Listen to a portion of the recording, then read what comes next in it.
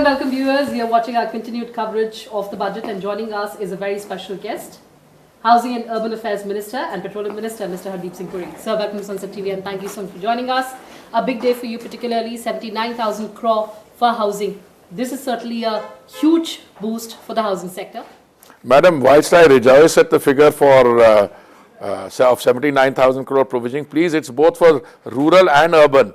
And a large segment of this is for the rural sector, but I'm very happy about it because, you know, whether it's rural or urban, Pradhan Mantri Awas Yojana means building more modern housing with a kitchen, a toilet, you'll have then a gas cylinder, you'll have all the modern facilities. And then in the process of building that, you're consuming cement, you're consuming steel, and that results in overall growth of the economy. So I'm delighted at that. But as I said, let the entire credit not go to the urban ministry. I think the rural development ministry, which deals with rural housing, will have to also, take pleasure from this. So you've always been talking about the kind of pressure that our urban areas have. Now that we have the Urban Infrastructure Development Fund, what kind of impact or what kind of projects do we foresee? Madam, I would say that the realization that we are a rapidly urbanizing country, that realization has been around since the Honorable Prime Minister assumed responsibility. Earlier governments tended to neglect the urban space because for a variety of reasons, bulk of India lived in rural areas, and maybe the need to develop the rural economy, which is important in and of itself, was perhaps given more prominence. But the Honorable Prime Minister in 2014, after assuming responsibility, acknowledged the importance of the urban space, and he decided to devote attention and resources. And a point which I am very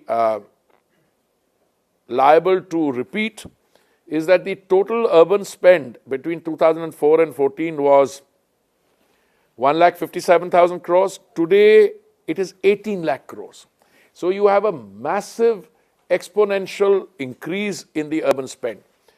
This 10,000 crores which is coming in for tier 2 and 3 cities, again, is very welcome. But I suspect it's only a seed money because land is a state subject, the states will contribute, private sector will come in, and then if land is a state subject, if you start something in the urban space, you will say out of this fund, so much will come. I mean, there are many other things. For instance, let me give you a small example.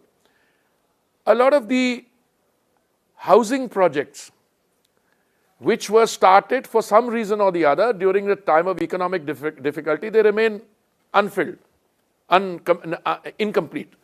Though we started a fund called the Swami Fund, which was initially 25,000 crores, which helped in building that. So there's more money coming in, so project gets completed. So all these additions, net additions, are most welcome. And for somebody who has the privilege of looking at the urban space in a holistic manner, I think these are very good decisions.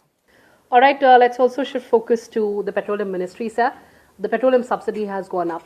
Now, individually, I may not see any impact, but what does the budget mean for our strategic reserves, for retrofitting our refineries, and so on? Dekhiye, petroleum sector or the oil energy sector is a very large sector. The budget, you can legitimately ask, why is money being given to the petroleum sector, petroleum ministry? Partly because that petroleum ministry is required, which is dealing with fossil fuels, it is required to make the transition to green energy. So you will need capital expenditure on green energy. Now we have got a very ambitious project on green hydrogen in mission mode, which the Honorable Prime Minister announced in August of 2021. Today, we have a cabinet decision which announced that 19,700 crores would be available for under the PLI scheme for electrolyzers. So this 35,000 crores I look at as an additionality. I mean, strategic petroleum reserve has been there. Out of this 35,000 crores, 5,000 goes to the strategic reserve towards that. Another 30,000 goes for capital expenditure and the green transitioning. So I think it's all very welcome. It all fits in. Now, I've been around long enough to realize you could say, "Bhai, mera itna yahan kharch hua, ye pura." It's not how it is. You lose some money somewhere, you make a lot of money elsewhere.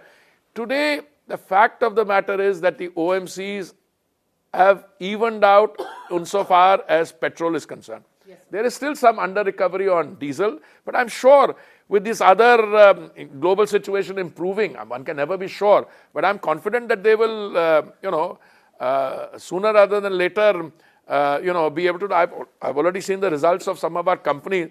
Last quarter result, yes, they're looking better.